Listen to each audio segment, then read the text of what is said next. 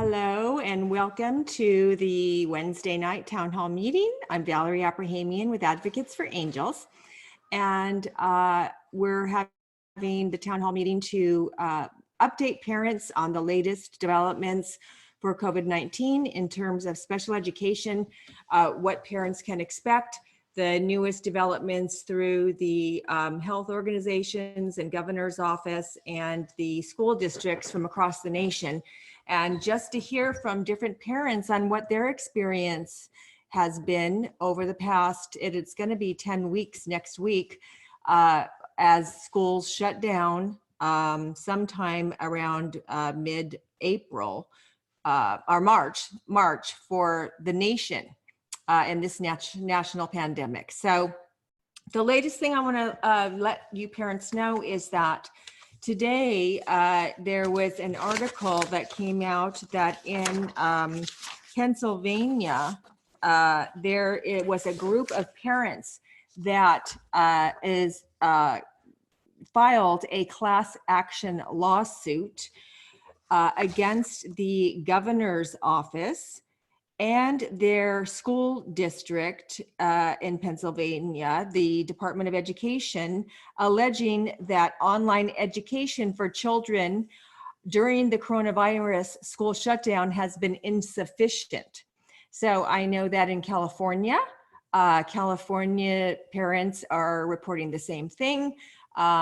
We've spoken to many other parents from across the nation, Virginia, Ohio, all over the nation. Parents are really reporting very similar stories that their children are not receiving an education during the school shutdown. And I'm also on staying up to date with attorneys and advocates for special education across the nation who are reporting the same thing, that kids on IEPs are not receiving their IEP, they're not receiving their services, teachers are not getting online and teaching and providing actual instruction to kids online. And so also to support that, what I'm hearing from attorneys, advocates, and parents from across the nation is Rights Law, one of the biggest special education organizations, took a survey, a national survey, and it found that 80% of students from across the nation, of the 7 million students on IEPs, 80%, which is 5,600,000 kids, aren't receiving an education. So this is a big deal, parents. And so this group of parents in Pennsylvania took it upon themselves to take action. They're not going to sit and wait for districts to figure it out. They're not going to sit and wait for districts to tell us, what's going to happen in the fall. They took action. They filed a class action lawsuit against the district and the governor's office for the state not requiring the districts in their state to provide kids on IEPs with an education, because the law says that kids in general ed, what they get, the same thing, equality for kids in special ed. That's not happening. So it's not only not happening in Pennsylvania, it's happening across the nation. So that's the law. So our kids are really getting discriminated against, because what the general ed kids are getting in the virtual world, our kids are not getting in special education. And, that's not okay. So it's, like I said, we're going to be going in California. Next week will be the 10th week. I'm not sure when the shutdown happened in different states, but that's a long time to go without an education. So let's talk about the fall. So the fall, nobody knows. I'm having virtual IEPs now. I'm in California, and they're saying, we don't know. We don't have a clue if school's going to open in the fall. So, but yet they're saying that they don't want to talk about developing a contingency plan for next school year if we do have virtual education. That's a violation, because if they can't tell us if they're going to open in the fall, then they need to make a plan of, if we do have virtual education next year, they should be adding that into the IEP. This is what the virtual or the distance learning plan is going to look like for the fall if we don't open. They're not willing to do that. They're not willing to even talk about it. Huge violation they're not meeting the needs of kids. They're not implementing IEPs. They're not providing accommodations and modifications, and they're not staying within federal IDEA law. And they're just blatantly doing this and saying this on tape in IEP meetings. So, I can't wait to hear what some of you others are experiencing in your IEP meetings. Were they willing to talk about writing a distance learning plan, what that's going to look like for next year? Because one of the things that happened was this was thrown on everybody right overnight. One day we're in school, the next day schools are shut down. So school districts didn't have a chance to prepare and figure out this is what distance learning is going to look like. But now we're in the, 9th, 10th week. They should have figured it out by now. They got billions of dollars to train the teachers and to provide computers to all the kids. And we should be running smoothly now, but that's not happening at all. In fact, just the opposite. Kids are still not receiving teacher support, teacher instruction. Lots of kids still aren't getting their services, OT, ABA, speech and language, and kids. It's all on the parents. Parents have to sit down, figure out what all of this long lists of websites, and you guys know the drill. All the resources they're throwing at you, you have to figure it out. You have to sit next to your kid. You have to figure out the schedule. You have to do it. Your parents aren't being supported is the bottom line. So if they do open in the fall, what they're saying is that they have 3 options. I'm not going to read you all 3 options. I'm just going to read you option 1 because it's virtually the same thing, just different versions. But what they're talking about is altering bell schedules and staggering the start times.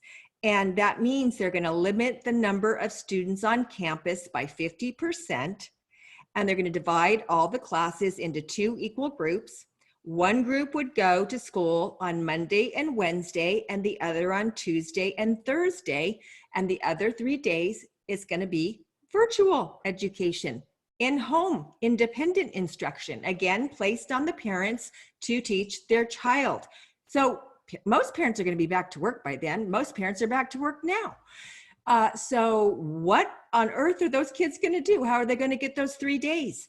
So virtual is the new normal for our kids' education on an IEP right now, and we don't know when it's going to end. So if parents don't stand up and have a voice and say, no, this is not okay, we need to, do something about this, then it's going to continue. They're not going to change. They're not going to change anything or do what's right unless we stand up and do something about it and say it's not okay. So I'd love to hear from any of you that would like to offer what your story is in your state and what you're experiencing with your child. Would anybody like to share their experience of what's happening in your state? Because it really helps other parents to know what's going on in the different states. And you don't have to name your school district or anything. Just just tell us what state you're in and what you're experiencing with your child's IEP in terms of virtual schooling. While they're thinking about it, what you just read, is that for California? Oh, this was for Penn. Oh, you mean the option? Yeah. Yeah, that option, it's a document from the California, this is actually from the San Diego governor's office and the district, the school district, and the health organizations.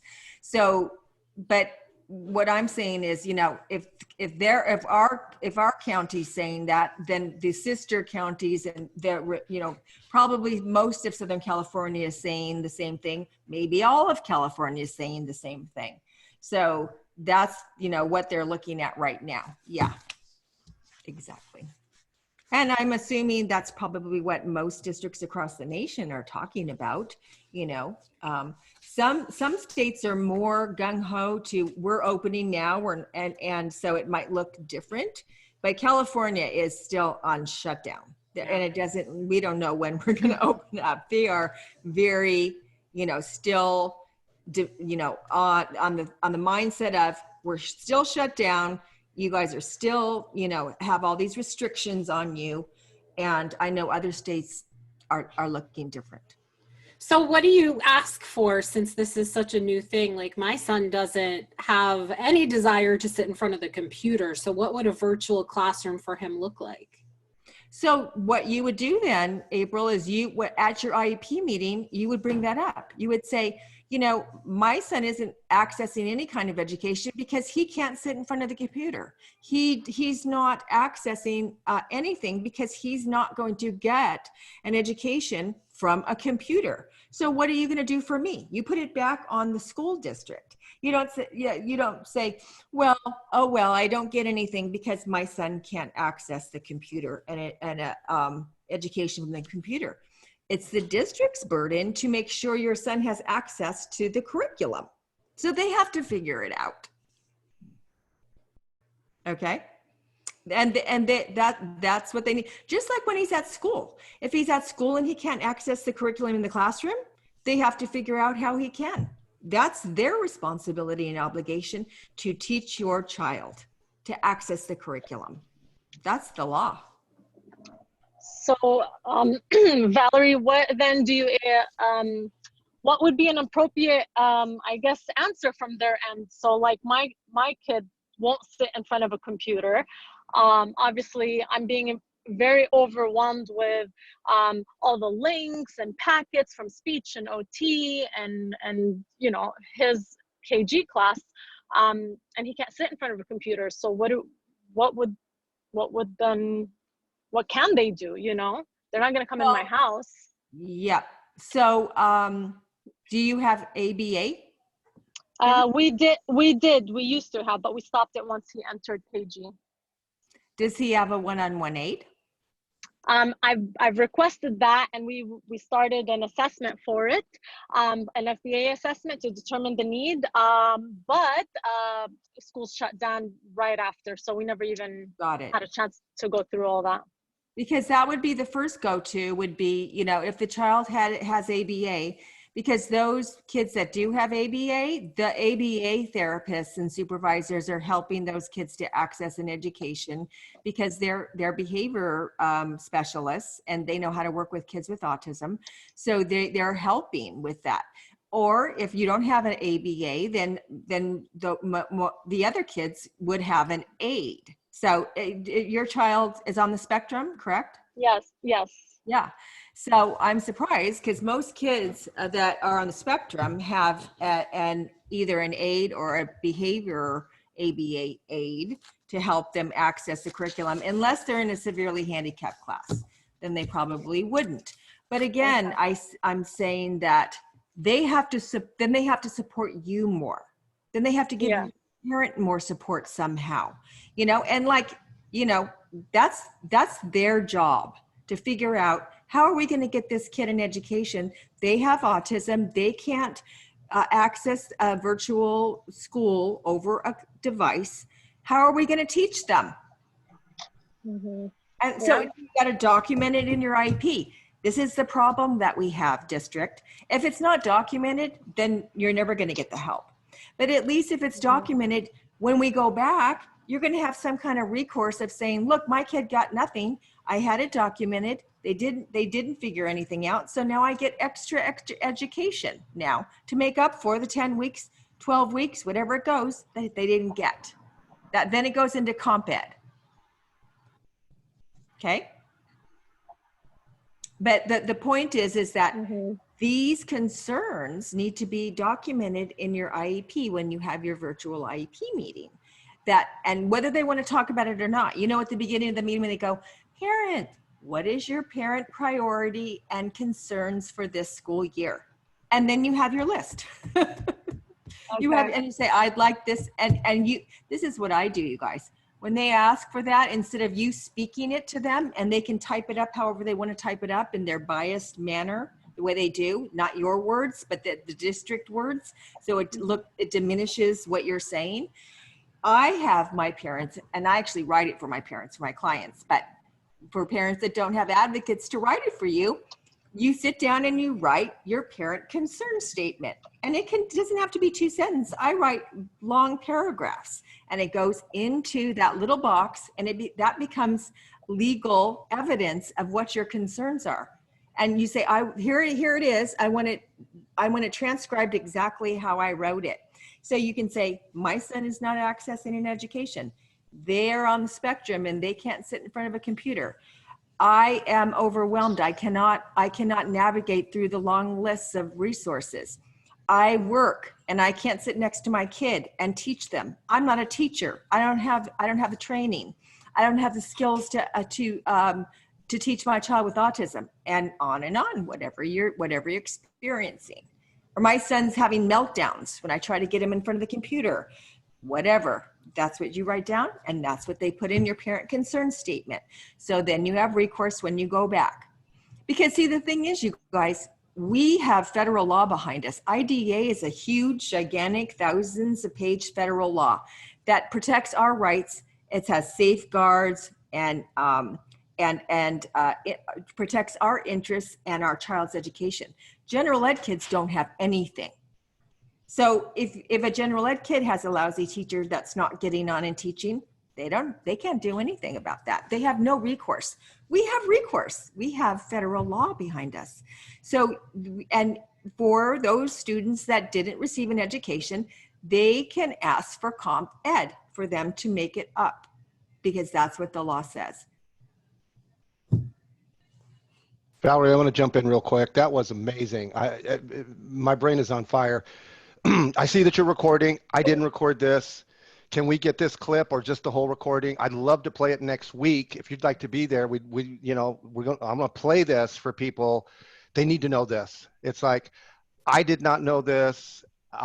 Yeah, I probably would have just said something. And what really got me, and I hope it got everybody else, is even though you say these words to them, they're going to put it in, what did you say? District speak or yeah, biased. They diminish parents' words. That got me, like, it penetrated my heart. It's like, I don't want that to happen. So therefore, put it in writing. And I don't know how many times, every time I hear you speak, you're always telling us, put it in writing, put it in writing, put it in writing, because if you just say it, nothing happens. So Valerie, I just want to just thank you for that. And yes, please, I'd like to have a clip of that session and play it next week. People need to hear this, like, a lot. So thank you for that. Thank you. Yeah, that's the first thing I teach parents is Parents Advocacy 101. Rule number 1 is put it in writing, everything, because that is the way you make sure things happen. When you tell your teacher something or just say something, the words just float out into the universe and go away. And I have parents come to me and go, I asked for this or that 6 months ago. I haven't heard a word about it. Or a year ago.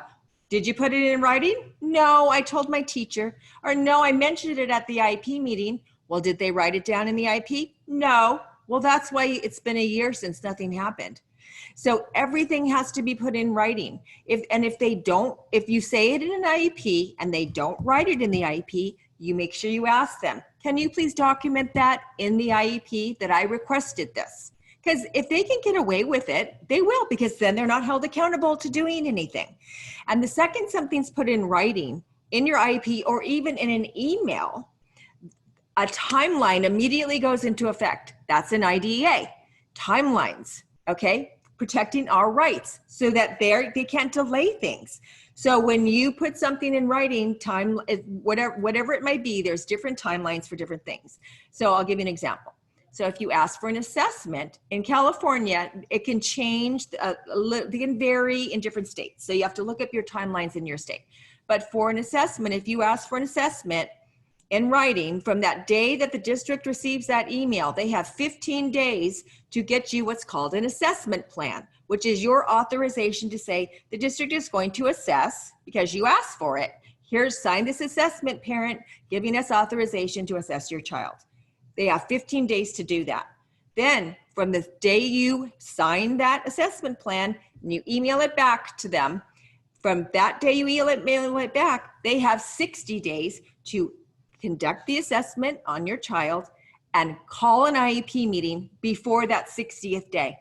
If they go past those timelines, that's a violation of federal law, and you can file a compliance complaint on them. So that's the power of putting things in writing. Things get done then. Here's something that I just thought about that I never really gave much weight to before, but since we're talking about writing things, I think there's a lot of parents who have text conversations via mobile device that's not an email. Does that count towards anything? Bad, bad, bad. Do not freaking text. I mean, if you have a really great, relationship, say you have an aide and you text your aide, or you like your teacher, okay, but you always have to follow it up with an email, or if you have your IEP, it has to be in your IEP. Text, now you can use a text, like if I write a compliance complaint, or if I'm trying to hold them accountable for something, it's still in writing per se, but it's just iffy, I mean, it's better than nothing, but I would avoid texting. I really would. Unless it's something that's not legal, like you just want to tell them, my child had a stomach ache this morning, and I just wanted to let you know. If it's something IEP important, legal, you don't put it in a text. Okay. I just figured, like you were saying, when you have a good relationship with the teacher and you just have casual conversation about your child, that you don't need to put it in an email, and then something comes up later down the line and you go, oh, I talked to her about that in a text on the phone. I was just curious how much weight that held. So that's why I say sometimes parents, it's hard for them to differentiate, is this important or not important? So it would be important if it's something that you're having a problem with and you want it addressed. If it's like that, then you shouldn't put it in a text. It should be a paper trail, a legal paper trail in an email. But if it's something like just communicating with your teacher on a daily basis about something about, oh, what day is this due, or just a question, then okay, it's a text.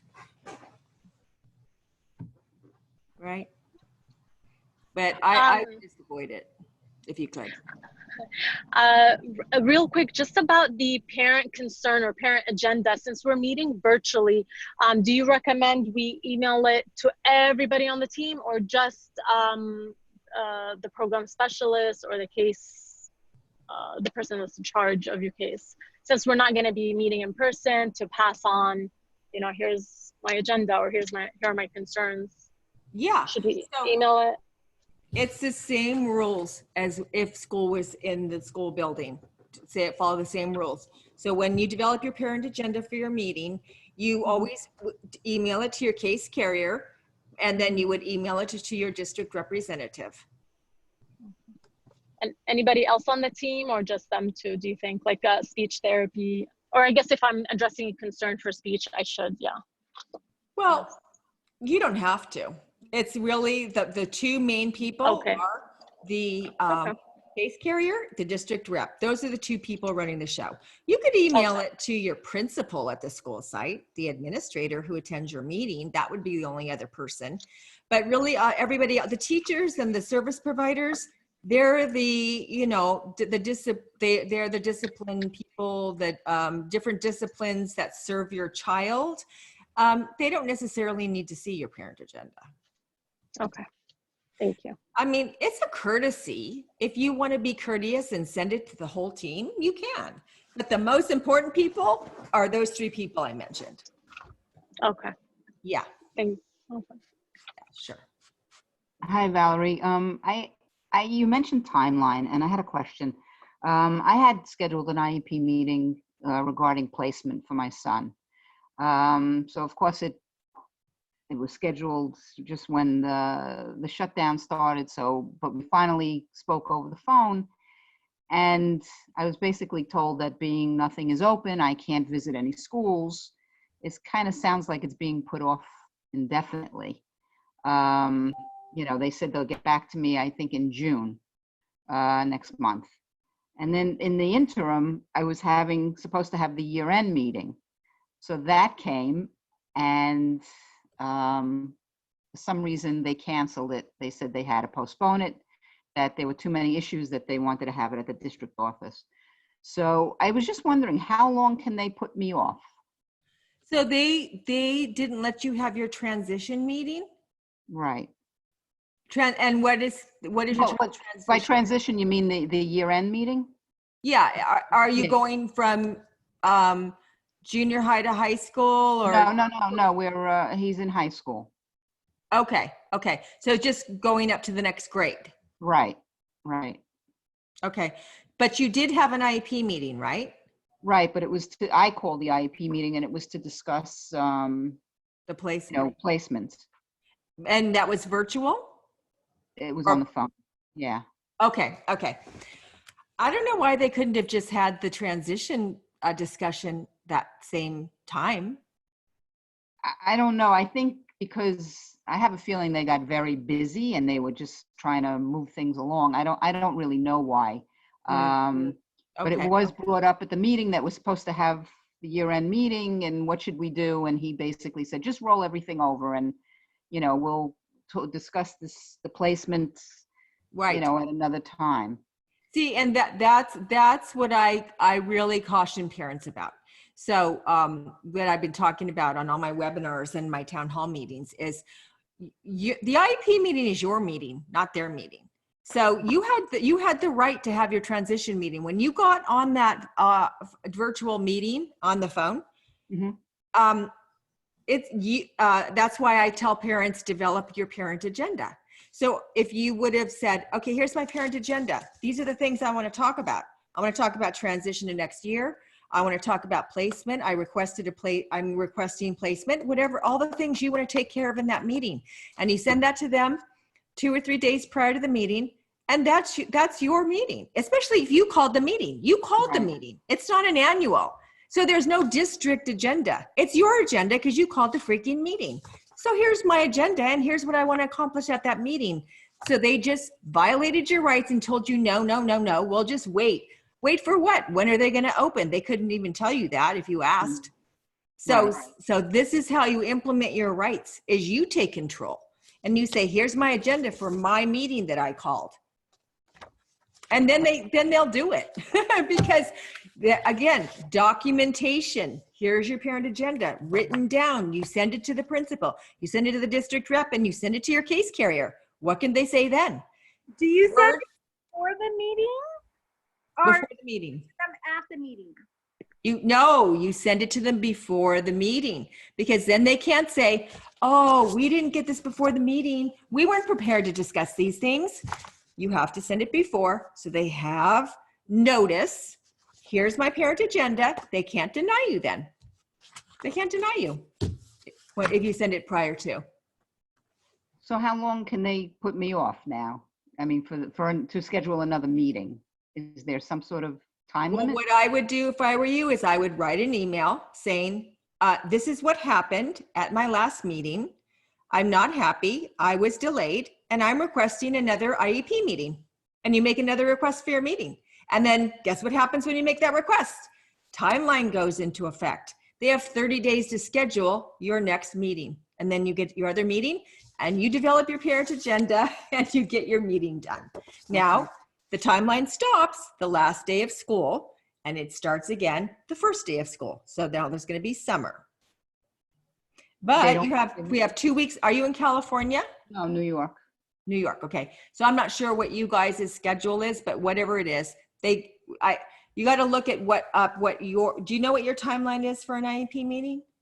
No, I'm not sure. Okay. So it's somewhere 30 days. So whatever it is, once you put it in writing, then they have to schedule your meeting for whatever that timeline is for your state. Okay. All right. Thank you. So that's what, you should do. So Valerie, I have a question that goes along with kind of Abby's. So I actually got my meeting. I have a meeting on the 27th for my IEP. Okay. Now I scheduled, I still haven't signed my last IEP because there was discrepancies with what I felt was his, what is it called when you need the goals? You need to have it's called something. Objectives? No, Goals, not objectives, accommodations. No, where he is his at level. His Present levels of performance. So they used his last year's standardized test for his present levels. So I'm requesting for his achievement, academic achievement test to be done. Yes. So because that wasn't done or talked about at the meeting, I did not sign the IEP. Okay. And so I did request an IEP to talk about, specifically to talk about distance learning. I also scheduled an IEP to talk about his transition into 7th grade. Mm-hmm. And they called me today saying that, oh, we need to have an IEP with you so you can sign it. But I'm like, well, we need to talk about this, and they've only scheduled me an hour.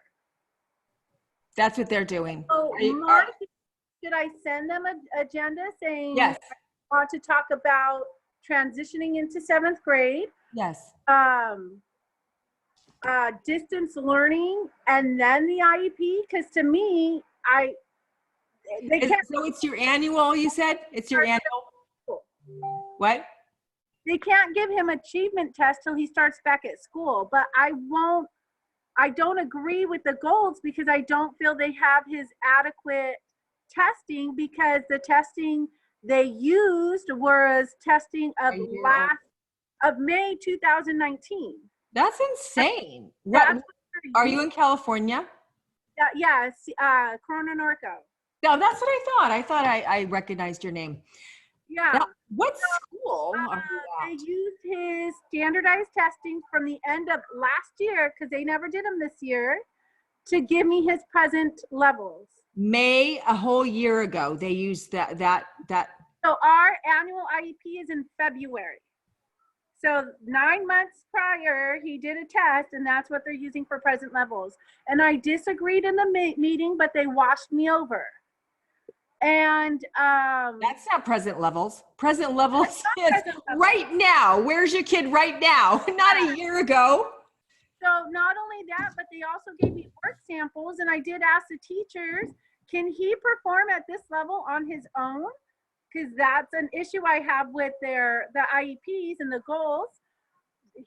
They help him with work, and then they say he's meeting his levels. If he can't do it by himself, he's not meeting it. You Yes. guys are meeting it. I want him to meet his goals. Yeah. So make sure that your goals say independently, Oh, without assistance. years ago, but I still have issues. It always comes back to, and all agreed that he can do certain work independently. And now that I'm at home with him, Mm-hmm. struggle is he can't, though they said he can. So at least I have that documentation for our next IEP. I can prove what he does at home independently and what he shows that he does at school independently are two different things. Uh-huh. But there's my struggle for you ladies. Like, Yeah. So so what you want to do when they say that is you want to say, and how many prompts did you have to give him in order for this to be completed? How much assistance was it? Was it hand over hand? Ask questions about it. well, no. And so we have the questions, and they stated, and I do have the notes for the meeting. They stated that he can do it 100% independently. So luckily I do have the notes from the last meeting, and I do have, I have not only video documentation of me telling him to do things and what he does, but I've been having him turn in the work he does by himself first, then I edit it with him, and then I turn in the final draft. Okay. So I think, what school are you at? Sierra Vista. Okay. So this is what would take care of all of your problems. You need to ask for an independent educational evaluation by a private psychologist. Okay. We have it. We have one from Dr. Mitch Perlman. You do? Yeah. How old is it? Well, it is old. The new one, Dr. Perlman looked at his IEP. It was going good. So he said he wanted to wait and assess him at his next triannual, because everything that he has stated, because he had, I'm friendly with Dr. Perlman. So I was able to ahead of time. And Yeah. he wait and use the pool for when we go into high school. Okay. Well, because I'm saying is, if you got an assessment from Dr. Perlman, you would have gotten exactly what your son could and couldn't do. So Yeah. did Dr. Perlman say he's independent in all these areas? Okay, so the thing is with DJ, he is independent. So what we're talking about independent is in his writing. So But what did Perlman say? for his writing, they're saying he can independently write a paragraph on his own and edit it, which he can't. So independently, he can do everything on his own. He But doesn't did have. Dr. Perlman say he could do that? He could write, he could do that or not? Because Dr. Perlman's so thorough, he would have written a whole thing on his writing, how he writes, what he does, all of that. Dr. Perlman's assessment, he can't do it independently on his own. They're saying he's meeting his goals and now he can. But okay, how long ago was Dr. Perlman's assessment? 3 years ago. 3? Yes. Okay, well then that makes sense. He could have grown that much in 3 years. So I don't know. So you should be getting another psycho ed then if it was 3 years ago, right? Yeah. He got another psycho ed and Dr. Perlman looked over the reports, but at that psycho ed, they didn't say he could do it independently. Does that make Yeah, sense? Like go back to that and you'd say, a look, year ago. how Yeah, long ago was that? that was a year ago. Okay, so Okay. my year. So 3 years ago or 4 years ago, he had his initial evaluation when he was entering the 3rd grade. And then at the end of 5th grade, he had another evaluation that Dr. Perlman looked at and agreed with, but didn't do one on him. Okay. All right. So it's been a year since your last one. 5th grade, they are saying he needs helps and prompts with his writing, which he does. So now all of the goals he made this year, they were trying to tell me he had passed these goals. Mm-hmm. And he can do them independently. So my fight with them is he can't do them independently. Right. And you guys are passing him on goals he can't do independently because they want to pass the goals because he's making progress. Mm-hmm. But my issue as a mom is, yes, he's making progress, but it doesn't mean he passed the goals. I don't like this. I like a yes or a no. I don't like the maybe or partially pass. Partially, I no. don't even mind them putting partially pass, but don't put pass when he hasn't passed the goal. Right. So, so there's a couple ways you could address that. You could ask for did you say you asked for an academic achievement test? I did mention an academic achievement test. I didn't know what it was called till I spoke with you a couple weeks ago. Yeah. So I actually have that for, I know specifically what I want to ask for, but Yeah. I haven't met with them yet. Yeah, so that's what you're going to want to request in your IEP, an academic achievement test. And then they'll have to do standardized testing and get exactly what his present levels are right now. Okay. Yep. And then you're going to want to, and then the other way you can just, oversee that situation is you just make sure that they continue to write goals in that area. I mean, Okay. if they said he met it, okay, well, make him write another goal that he's going to do it independently. And then they it's gonna be still have goals for the area. I don't like them perceiving it as better than it is because I don't want them to use that against me later on. I'd rather be.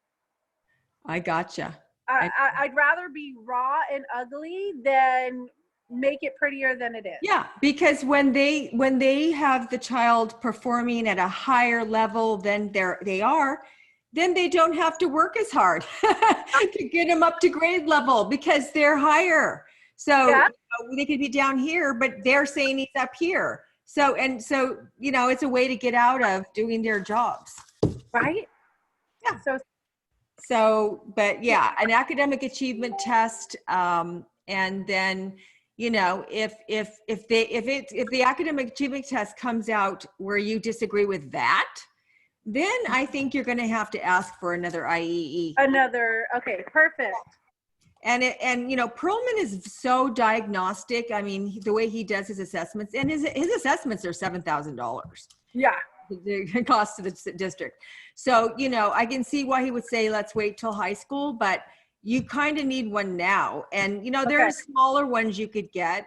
I mean, you can still get one from Perlman when that time comes, but you could ask Dr. Perry Pizarro. He would do a great one and give you exact, you know, levels of where he is in all areas of academics to you know, resolve this argument.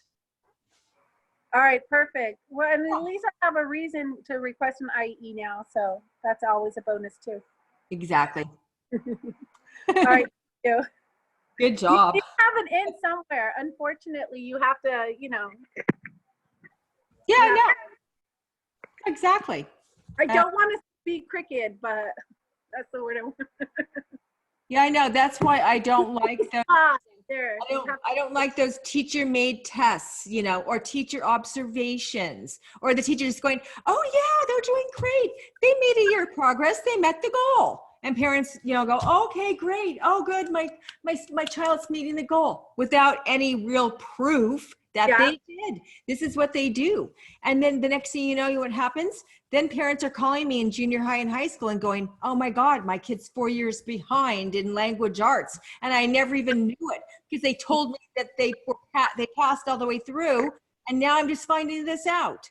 Unfortunately, because of that, with help, originally on the IEP, it said with help. And so in the 3rd grade, so when he's in the 4th grade and I'm seeing his work and I'm so impressed as a mommy because they don't really have me doing much with him. So I was working with him on his reading, not so much his writing. So I knew exactly where he was at reading, but not so much for his writing. But I was getting his writing from his classroom and it was beautiful. So then when the science project comes in and he has to write his thing and he can't write a simple sentence, I'm like, I feel like a failure as a mom because how do I not know my son can't write a simple sentence? But, you know. Yeah, I know. I know. That's what happens. And that's when we took with help. I don't want to see with help on anything on the IEP. I don't. Or, you know, if he does, they have to be specific. What kind of help? It has to say with 3 prompts, you know, and then it's going to decrease down to 2, and then it's going to decrease down to 1, and then 0. He would tell them his ideas, and they would write it out for him, and he would copy it. No. Yeah, that's doing the work for him. Sickening. Yeah. So kind of along the lines of what you're talking about, because Tammy's saying like she's not seeing the evidence of it. And so, you know, the HIPAA stuff with video. Yeah. One of the things I asked during our IEP meeting was if there's any way they can video, not all the time, but just when they're doing these measurements and especially stuff for the first time or first time and last time, so that I can see what they're working on with him and how he's responding to them so that I can kind of assimilate that into the home environment. Sure. And they're saying, no, they can't do that. They can't video. They say, oh, we would love to. That's their answer.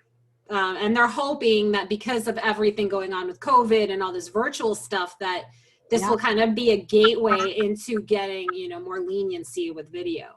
Yeah, and it is. It opened the door. So now how can they say no now when everybody's on video now? And they used to always say no to everybody across the nation, but now, and that's a good thing for us because we need video. What me is they said they cannot record, but they did tell me for learning purposes that I could, but that they couldn't. So like, well, you in the home, right? Yeah. But that doesn't do any good because you want to see it in the classroom. You want to see them doing it independently. You want to see the teacher, how do they prompt him? How do they teach him so I can do it in the house? So because I wanted proof that the RSP is mean to my son. Yeah, I know. Well, that's why, you know, I think they should have cameras in every single special ed class to get rid of that because that's happening all over the nation too, where kids are getting abused by teachers. It's all over the news all the time, you know. So, and especially nonverbal kids, it's scary, horrible. But anyway, back to the video. But see, now that teachers, we're having virtual meetings with people's faces and they're being taped. So now how can they deny doing it now in classes? They really, it's opening the door to having them loosen up on that. Especially if they're not going to have, they can do it where they just have the teacher and the child and not show any of their kids' faces. You know, they go confidentiality because of other kids. But then teachers would say, because of the teachers union, they would say, no, I don't want to be videotaped. I don't want that. Well, now that's out the window because now you're getting videotaped on Zoom calls for IEPs, right? So that's a good thing. That's a huge gap. I mean, that needs to be bridged because there's such a gap between school and home, and they do things differently in school than they do at home. Totally. They have very different behavior than with mommy, and they are different. And you never know. Sometimes it's opposite. Sometimes at home, they can do stuff that they don't do at school. Sometimes they do at school, they don't do at home. It's just, you never know. So that's why it's so important to have good communication and to have these kinds of discussions at the IEP meeting and not them rush you through as fast as they can without any discussion. You know, that's not a comprehensive, you know, a productive IEP meeting to not be able to have discussion and talk about the goals like this at length. Yep. So let me see what the chat says. Does anybody else have anything they want to add? Let's see. The district said that they don't want to look at because each state standard, they say they can't include other kids in the video. Yeah, and generalization goals fit all settings. Well, generalization goals, yeah, but it still doesn't give us the information about what they're doing, what the kids are doing in every setting. But I get it that if you have a generalization goal, they want the child to show the skills, whether they're in OT, whether they're in speech, whether they're in general ed, whether they're in special ed. But home is a little different. You can't, because then you're the mom trying to generalize it. But it's but we're saying that now that we're having these videos, you know, we're videotaping online for Zoom, and teachers are getting online teaching kids that they can't use that anymore. Moving forward, now we can, now let's ask now, let's all parents ask now, I'd like to have the teacher and my child videotaped in the classroom. And, you know, they can do it and not have any of their kids' faces in there because teachers are already online now getting videotaped. So, yeah. Yep. So anybody else want to share what they're experiencing with distance learning or what's going on in your district or your state? We have some other people on the call. Bonnie, do you want to share? Because I think it's great to hear what non-public schools are doing, because, you know, this is really what the public schools should be doing, the same thing that non-public schools are doing. So Bonnie's grandson goes to a non-public school that we had the district approve and fund for her grandson. And Bonnie, tell us what they're doing. Way to go, Bonnie. Yeah, thank you. Well, he goes, he has classes Monday through Friday, online classes. He has his also his one-on-one aid for an hour, so 30 minutes in the morning and 30 minutes in the afternoon. Initially, they were going from 9 to 1, but they discovered that was tough for the majority of the kids because they weren't coming back after lunchtime. So they found a way to shorten it down to noon so that he doesn't have to come back after lunch. So that's good, because during lunch or after some break, it was difficult to get him to come back and sit down. But he's doing pretty well. I mean, we have the teacher does the morning, it's called a group, and there's an actual teacher talking to them, asking them questions. for about a half hour to 45 minutes in the morning, Mhm. and then they get a break. So they have it's a standard 10-minute break in between Hi, each Joey. classes.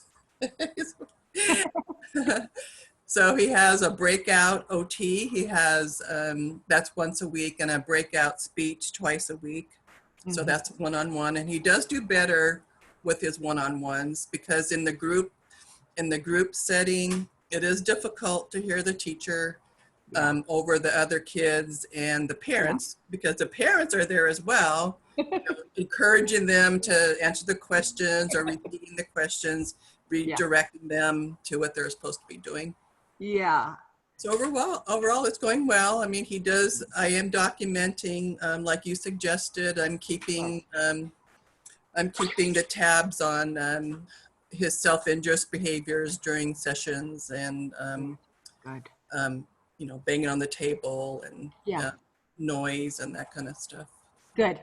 So that what I just want to make sure that you heard, parents. So her grandson is online, and they have class after class after class, just like as if they were in school. Right. One period, next, and each teacher gets on, teaches their class just like they're in school.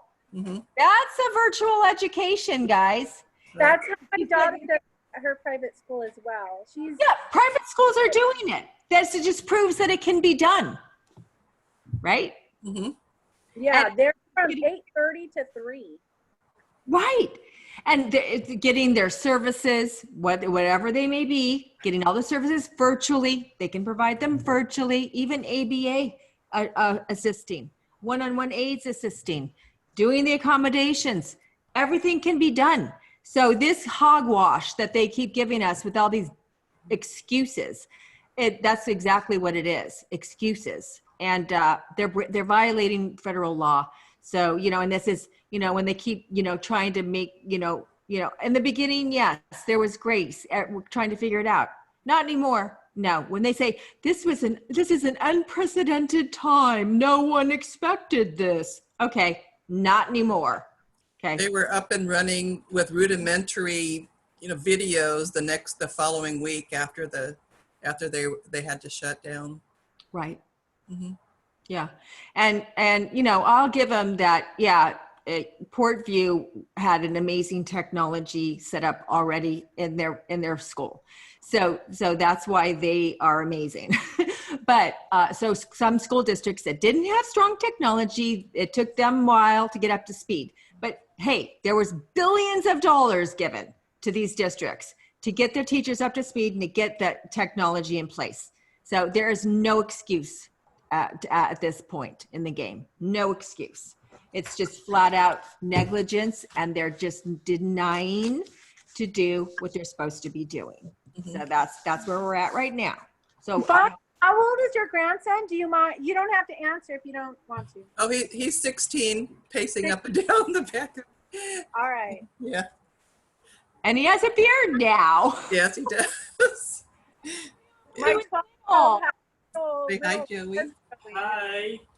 Hi, Joey. Get closer. Hi. Hi. Yeah, he's 6 feet tall now. Oh my gosh, I He know. got really big. Now, Yeah. can I ask what other parents are getting as RSP services? Because I'm going to be going into my meeting, and I'm just kind of curious on what, just a guideline maybe, or, I know what is in the IEP that my kid should be getting. And I know with the virtual learning, what he's getting is like minimal, very minuscule, but I think it's actually more than other people are getting. So I'm just kind of curious on what everyone's getting, maybe. Are you asking me or somebody? Any parent that's getting RSP services. What is RSP? Okay. Resource support. Oh, Joey's in more of a special ed class. So, and resource support is the first level of special ed. So there's the first level, so it's general ed, the first level is resource, the second level is a special day class, and the next level is a functional life skills class. Okay, so my son, he's general ed with resource. So he's to get, he gets pulled out 45 minutes a day and pushed in for math 45 minutes a day. Mm-hmm. And so right now, she has a help desk that they can type Mm-hmm. from 2 to 3 any day. And then she sees him for an hour on Wednesday, an hour on 30 minutes on Wednesday, 30 minutes on Thursday, and 30 minutes on Friday. So in a group setting. Virtually? Virtually through Google Meets. And she's teaching? Well, she's trying. Really? That's good. That's good. Hey, that's more. That's Okay, more than parents I've talked to. Okay, No, they're not teaching. for that. They're not teaching. Huh? Most parents are not receiving teaching. Okay. Teachers teaching. The teachers will get on and go, "Hi class, how's everybody?" And they just talk and talk about what they're doing. There's no teaching going on. And this is maybe 2 times in the whole 10 weeks. They got on to say hi to each other, see their classmates, wave and laugh and giggle, and then they got off. That's how his classroom has been. So his classroom teachers are not teaching. It's his RSP will give him instruction. So with the RSP class. So luckily nobody else shows up. And so he's getting one-on-one. Really? And it is difficult because she doesn't always listen to him. So I have to sit in the meetings and kind of help guide it. So now as we're going on to 7 weeks in or 6 weeks in, it's finally on what the teachers are giving him. So it's getting better. Every week is getting better. Awesome. So I was just curious, That's good. That's good. on at least 30 minutes every day, but No, I'm telling you, you're getting way more than a lot of most parents are receiving. which is so sad. Yes, that's my point. That's Yeah. why I'm on going. You guys, wake up all the time. Originally, it was 30 minutes a week, and 1 week she would teach language arts, and then following week she would teach math. So now it's math on Wednesdays, language arts on Thursdays, and then she rotates math and language arts on Fridays. Okay, so 3 days a week she's offering online teaching for a half hour. Is that what you said? Yes. And that's what's in his IEP. 3 days a week. No, his IEP, it's 45 minutes a day. Oh, or okay. 45 minutes a day for English. Okay. And so it's nowhere close to what he should be getting. Okay. Well, then every time he doesn't get it, that's a session they have to make up. Yeah. So yeah, when he should have an hour and a half a day and he's getting 30 minutes a day, but Okay. it's better than what they were initially offering me. Yes. So you should be logging that every day. They sent me a schedule of what his RSP should look like. Mhm. And I write in what they've talked about, what they've done, and what he's doing outside of the classroom, what he's doing with the RSP. Yesterday he checked out. He didn't do anything. I wrote that down. He just had a Okay. bad. That's going to happen some days. Yeah. That's And normal. so, but today he got everything done. So, it's hit and miss, but. That's great. That's great. I'm glad to hear your resource teacher is really stepping up and trying to start providing the services on the IEP. That's what should be happening. Yeah. That's awesome. Does anybody else want to share anything? Because we're getting close to 6 o'clock.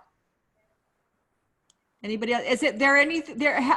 Are there any topics you guys want me to cover during these times that you would like to let me know about? Because I'd love to, talk about things you're interested in. Let me see. Is there something else in the chat? Seems public schools just want to.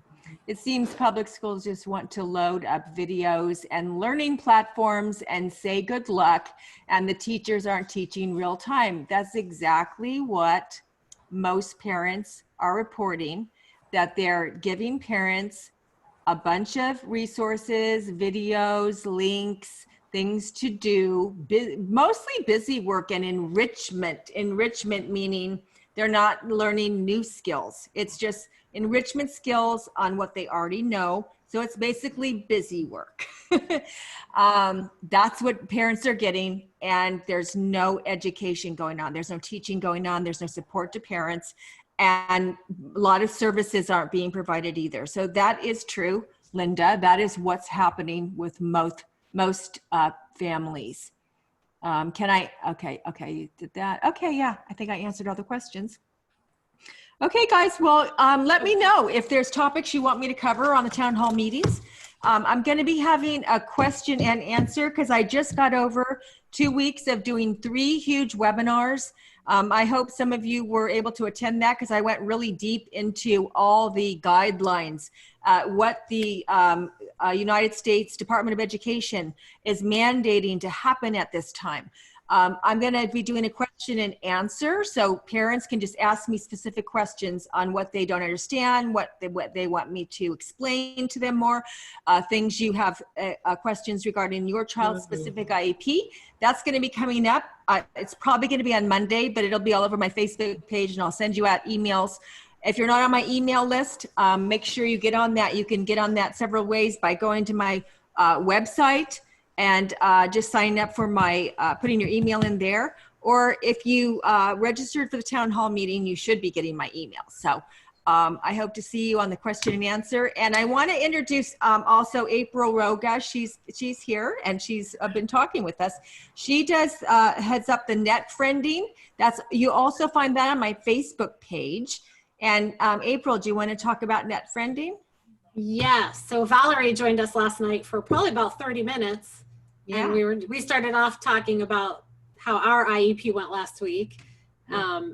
And I love that we're kind of doing the peanut butter chocolate thing with what you guys are doing with IEPs and me with the social aspect. And last night we had a lot of people engaging in the chat, and it was very exciting and energizing. And we actually met somebody who I think came through the Advocates for Angels page named Chelsea, and she does neurologic music therapy. And so she said that she would come on next week and talk about what she does. And so I think that'll be helpful for some parents who have kiddos like mine who are really into music. Awesome. So, looking forward to some more people jumping into a seat with us. And that is every Tuesday night at 9 o'clock Eastern. And to get notified when we go live, follow us on our Facebook page, and you could go to netfriending.com/moms. Awesome. Thanks, April. Okay, guys, I'll see you next Wednesday night and hope to see you on the question and answer session on Monday. Take care and stay safe, everyone. Bye-bye. Good night.